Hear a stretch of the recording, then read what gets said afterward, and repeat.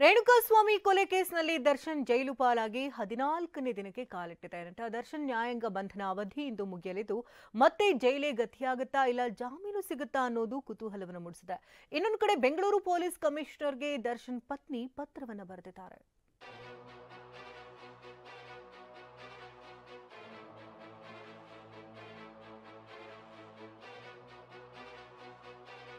ರೇಣುಕಾಸ್ವಾಮಿ ಕೊಲೆ ಕೇಸ್ನಲ್ಲಿ ನ್ಯಾಯಾಂಗ ಬಂಧನಕ್ಕೆ ಒಳಗಾಗಿರುವ ನಟ ದರ್ಶನ್ ಪರಪ್ಪನ ಅಗ್ರಹಾರ ಜೈಲು ಸೇರಿ 13 ದಿನಗಳು ಕಳೆದಿವೆ.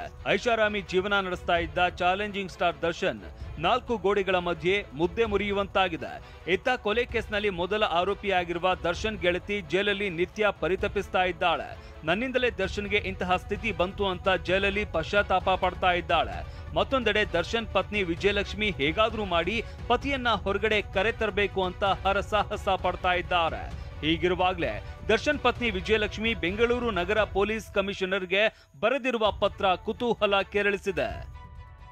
ನಾನು ದರ್ಶನ್ರ ಏಕೈಕ ಪತ್ನಿ, ಪವಿತ್ರ ಗೌಡ ಸ್ನೇಹಿತ ಮೊಹಮ್ಮದ್ ಯಾಹಿಯಾ ಕುರಿ ಸಾಕಿ ವರ್ಷಕ್ಕೆ 40 ಲಕ್ಷ ಗಳಿಸ್ತಿದ್ದಾರೆ. ನೀವು ಕೂಡ ಅವರಿಂದ ಕಲಿಬೇಕಾ? ಅವ್ರ ಜೊತೆ ವಿಡಿಯೋ ಕಾಲ್ನಲ್ಲಿ ಮಾತಾಡಬೇಕಾ? ಈಗಲೇ ಫ್ರೀಡಮ್ ಆಪ್ ಡೌನ್ಲೋಡ್ ಮಾಡಿ. ಅಷ್ಟೇ ಪೊಲೀಸ್ ಕಮಿಷನರ್ ದಯಾನಂದ್ಗೆ ವಿಜಯಲಕ್ಷ್ಮಿ ಪತ್ರ. ರೇಣುಕಾಸ್ವಾಮಿ ಕೊಲೆ ಪ್ರಕರಣದಲ್ಲಿ ನಟ ದರ್ಶನ್ ಸೇರಿದಂತೆ ಇತರೆ ಆರೋಪಿಗಳನ್ನ ಬಂಧಿಸಿದ್ದ ಸಂದರ್ಭ ಸುದ್ದಿಗೋಷ್ಠಿ ನಡೆಸಿದ್ದ ಬೆಂಗಳೂರು ನಗರ ಪೊಲೀಸ್ ಕಮಿಷನರ್ ದಯಾನಂದ್ ಪವಿತ್ರ ಗೌಡ ಅವರನ್ನ ದರ್ಶನ್ರ 2ನೇ ಪತ್ನಿ ಅಂತ ಉಲ್ಲೇಖಿಸಿದ್ರು.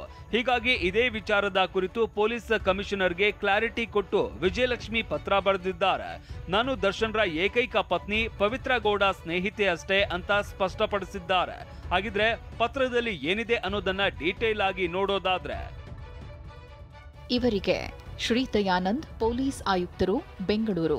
ವಿಷಯ: ರೇಣುಕಾಸ್ವಾಮಿ ಕೊಲೆ ಪ್ರಕರಣ ಆರೋಪಿ ಪವಿತ್ರ ಗೌಡ ಕುರಿತು ಸರಿಯಾದ ದಾಖಲೆ ನೀಡುವ ಬಗ್ಗೆ. ಸರ್, ರೇಣುಕಾಸ್ವಾಮಿ ಕೊಲೆ ಕೇಸ್ನಲ್ಲಿ ಪೊಲೀಸ್ ಇಲಾಖೆ ನನ್ನ ಪತಿ ಹಾಗೂ ಹಲವರನ್ನ ಬಂಧಿಸಿ 2 ವಾರಗಳು ಕಳೆದಿವೆ. ನನಗೆ ಕಾನೂನಿನಲ್ಲಿ ನಂಬಿಕೆ ಇದೆ. ಆದಾಗ್ಯೂ ಪವಿತ್ರ ಗೌಡ ಬಗ್ಗೆ ಸರಿಯಾದ ದಾಖಲೆ ನೀಡುವಂತೆ ತಮ್ಮನ್ನ ನೇರವಾಗಿ ಒತ್ತಾಯಿಸುತ್ತೇನೆ.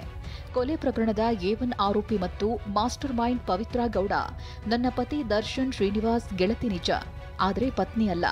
ನಾನು ಕಾನೂನುಬದ್ಧವಾಗಿ ಮದುವೆಯಾಗಿದ್ದೇನೆ. ನಮ್ಮ ಮದುವೆ 19/5/2003ರಲ್ಲಿ ಧರ್ಮಸ್ಥಳದಲ್ಲಿ ನೆರವೇರಿತ್ತು.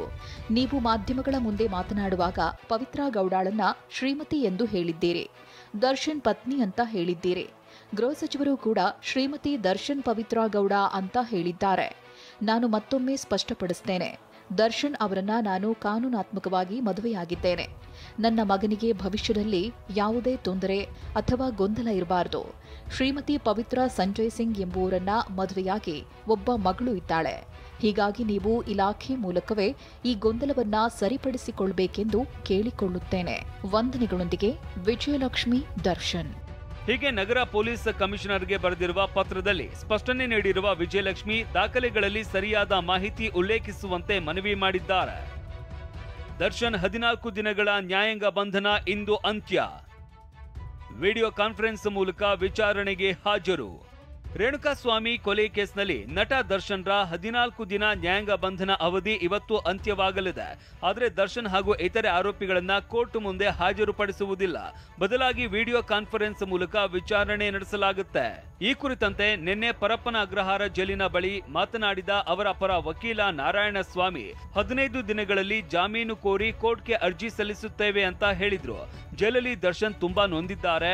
ದರ್ಶನ್ ಏನ್ ತಪ್ಪು ಮಾಡಿದ್ದಾರೆ, ಪವಿತ್ರ ಗೌಡ ಏನ್ ತಪ್ಪು ಮಾಡಿದ್ದಾರೆ ಯಾರಿಗೊತ್ತು. ನಾವ್ಯಾರು ಅದನ್ನ ಕಣ್ಣಲ್ಲಿ ನೋಡಿಲ್ಲ. ಕಾನೂನು, ಕೋರ್ಟ್ ಅನ್ನೋದು ಒಂದಿದೆ, ಅದು ತೀರ್ಮಾನ ಮಾಡುತ್ತೆ. ಅಲ್ಲಿ ತೀರ್ಮಾನ ಆಗುವವರೆಗೂ ಯಾರು ಕೂಡ ಅಪರಾಧಿಗಳಲ್ಲ ಅಂತ ಹೇಳಿದ್ರು. ಸಾರಥಿ ವಿಷಯದಲ್ಲಿ ರೂಲ್ಸ್ ಬ್ರೇಕ್ ಮಾಡಿದ್ರ ಜೈಲು ಸಿಬ್ಬಂದಿ. ಸೆಂಟ್ರಲ್ ಜೈಲಿನ ನಿಯಮದ ಪ್ರಕಾರ ಆರೋಪಿಗಳನ್ನ ವಾರದಲ್ಲಿ 2 ಬಾರಿ ಮಾತ್ರ ಕುಟುಂಬದವರು ಅಥವಾ ಸ್ನೇಹಿತರು, ನೆಂಟರು ಭೇಟಿ ಮಾಡಬಹುದು. ಆದ್ರೆ ನಟ ದರ್ಶನ್ ವಿಚಾರದಲ್ಲಿ ಅದಾಗ್ತಾ ಇಲ್ಲ. 11 ದಿನಗಳಲ್ಲಿ ಕುಟುಂಬದವರು ಸೇರಿದಂತೆ ಹಲವರು 5-6 ಬಾರಿ ದರ್ಶನ್ನ ಭೇಟಿ ಮಾಡಿ ಹೋಗಿರೋದು ಚರ್ಚೆಗೆ ಗ್ರಾಸವಾಗಿದೆ.